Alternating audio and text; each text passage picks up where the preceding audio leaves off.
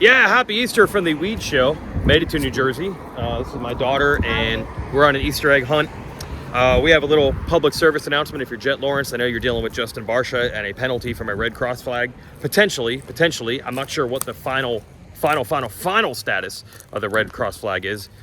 As of now, we know that he had the second race win pulled from him. It didn't make a huge impact in the results because I think by my calculations, if he didn't lose those two positions of the AMA penalty, he would have ended up 7th overall instead of 8th, which is only 1 point in the championship. It wasn't as detrimental as it seemed. But I do have some advice, courtesy of my daughter, for Jett, that can improve his life off the track. You recommend page out of the Taylor Swift, Travis Kelce book.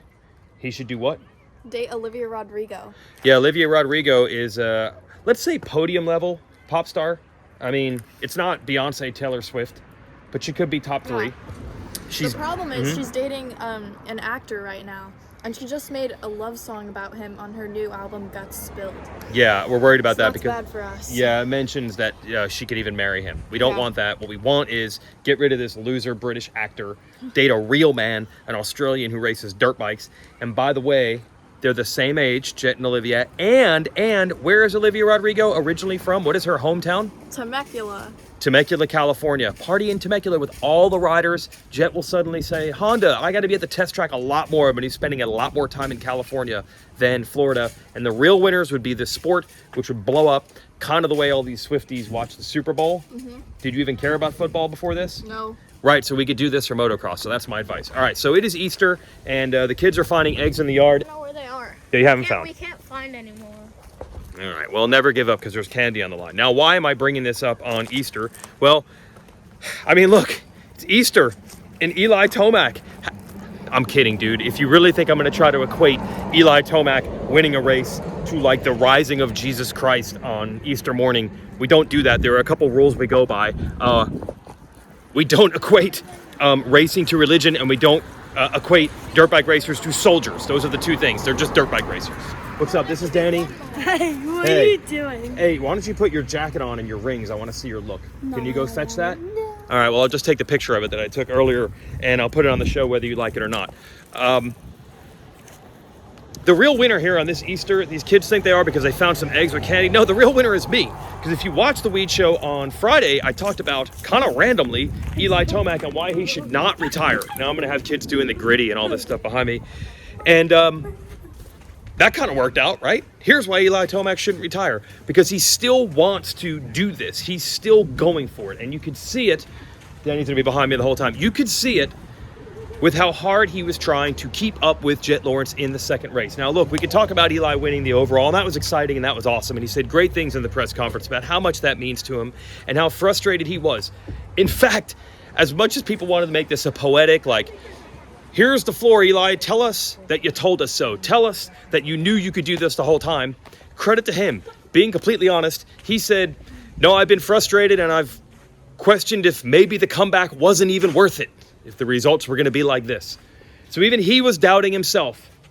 However, it wasn't just the result, because look, Jett Lawrence still had tons of speed. He did get penalized, and then he got completely clobbered by Justin Barcia in an incident I'm not going to analyze because I do not weigh in on block passes or contact on the track, because you already have an opinion one way or another. Jett shouldn't have cut down. Barcia was too aggressive on the entry. I'm not going to be changing anything that you think about this, so I'm not even going to bother. You already think what you think. The point is that Jett was still super fast, but that second race, the one that Tomac did not win until Jett took on a penalty, that was something.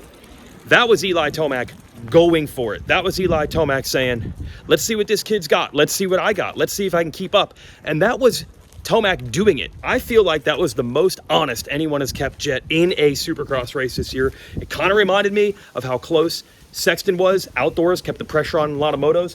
I don't feel like anyone's really been doing that to Jett in Supercross this year. They have been that 1.5, 2 seconds off that Jett just kind of circulates, checks him, marks him, keeps him back there 1.5 to 2 seconds. No, this was Eli Tomac on his wheel and even going faster in some sections. I wish Tomac would have blitzed the whoops instead of jumping because he lost time there. There was one rhythm he wasn't doing as well, but otherwise it looked manageable.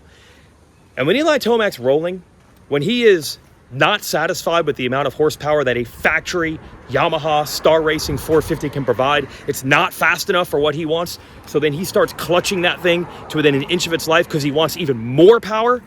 And he comes out of those S turns leading to the finish. It's unbelievable. Unbelievable. The S turns after the mechanics. It's unbelievable how throttle happy he is. I don't think there's anyone on earth that can hammer the throttle out of a Supercross berm the way Tomac does. Maybe the only guy that could ever compete with that, Ryan Villopoto, was no slouch in that department. Anyway, he was going for it. Jett did get away, but I think that was manageable. That wasn't I got nothing for this kid. That meant a lot. And then the win was just icing on the cake, which brings me back to the origination story of my video from Friday. These are the reasons that Eli Tomac has to stay with us. A, it might still be in there. B, he still wants it to be in there. This, as I've said over and over, is not a guy that's scared because he's old or he got injured last year. He has 3 kids at home. This is a guy that's just like, my whole life has been, I should be the fastest rider on this racetrack, and I'm not right now, and I got to solve this problem because I don't like this feeling. That's what that is. And second of all, does the evening not remind you, again, that anything can happen in racing? Because look, Barcia did hit Jett, whether it's his fault or not, and there was probably a moment, 10 or 15 seconds, where you're like, wait, does Jett have a broken arm? Is Jett have a broken hand? Does Jett have a broken wrist? Is he done? Is it over? And in that moment, Cooper Webb and Chase Sexton were right there with Eli Tomac in race 3, and Tomac pulled away from them. There was a brief glimpse right there where you could see a world where, oh, Jett got hurt, and Tomac beat Sexton and Webb and everybody else. Is Eli Tomac the best active Supercross rider in the world right there in that moment? Had Jett been hurt? Maybe, and that's that feeling. You're in the ballpark, and that's why you don't give up on it, because racing is weird. You can have gambling odds like we have now. You can have fantasy leagues. You can put things on paper and measure the stats. But what you can never predict is something like, I know it sounds kind of crazy that Barcia and Freezy come into a corner on the inside and someone ends up getting hit. That does seem pretty darn predictable, but we've had a lot of races this year where that hasn't happened. There is that you never know part of racing. And that's why if you just stay in the game and you just keep trying, you never know how it's going to turn out. Like I said, Ryan Villopoto could have been the Supercross champion in 2015. Ryan Dungey could have been the champion in 2018. After they retired because they were afraid of losing. So Eli Tomac, stay with it. That was a great gift for this Weege show that I actually ended up getting that, I don't want to say right. I just said the right thing at the right time. And then Eli got it done. Now, one other side rant. It's all brought to you by Racetech and their gold valves. You want something from the Easter Bunny that's really going to make your life better. It's not candy at our age, right? It's suspension that'll be plusher, better bottoming resistance, more traction, made and engineered in the USA.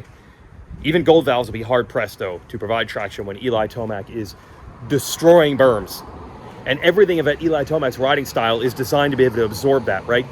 Everything that he brings to the table is based on just absolutely pressing everything he has into those pegs, into the swing arm, into the rear tire, so we can get more traction, so we can clutch that thing more, twist that throttle harder, try to get even more power to the ground. It's a spectacular thing to listen to and to watch. If you're a mere mortal, gold valves will probably help. Even the factory Yamaha techs probably have a tough time putting everything that Tomac wants. His dad once said that the engineers are shocked with how wide open Tomac is around a Supercross track. They've often never seen data, anything like that. So it's something that everyone has to account for. And Eli did say the softer tracks this year have still been a problem. Obviously not Detroit level bad, but the last couple weeks, the track's been super soft. He's not quite comfortable still on those conditions. And then one other rant that I was getting to back there. Why? Why Eli? He just drops that he had an ankle injury for the last 3 weeks. Now, I know he's from the old school, no excuses. But dude, we ended up having videos like I had to do, defending the honor of a legend of the sport, saying the dude should stay out there. Let's not judge him harshly because he was out of the top 5 3 weeks in a row, only to find out the entire time he had an ankle injury, which he said affected his balance. And what tracks did we have the last couple weeks? We're talking Indy. We're talking Seattle. You want to ride those tracks with a bad ankle when, as he says, his balance was off? My gosh. So just tell us next time, so we don't have to put all these videos together and all these rants trying to defend someone as I try to pull theories out of the sky, when I could have just said, dude, the guy had an ankle injury. He'll be back to Daytona level, which is better than everybody else except Jett, and then in the right night, maybe he wins. It was honestly that simple. Call it an Easter miracle. Anyway, happy Easter, everybody. And Eli Tomac's back on top, just like it was for Ken Roczen winning last year at Indy. This is the feel-good win of the year, bar none, no matter what happens the rest of the season. Is any other rider going to win a race that's going to make you feel as pumped as Eli Tomac finally getting one? Plus, I think it's a little bit of boost. It's a little bit of confidence. That race 3, he didn't beat Jett Lawrence, but he certainly held his own. That's something to build off to as well. As for the penalties and the controversies and the on-track stuff, discuss that amongst yourselves. I know you will. Thanks for watching.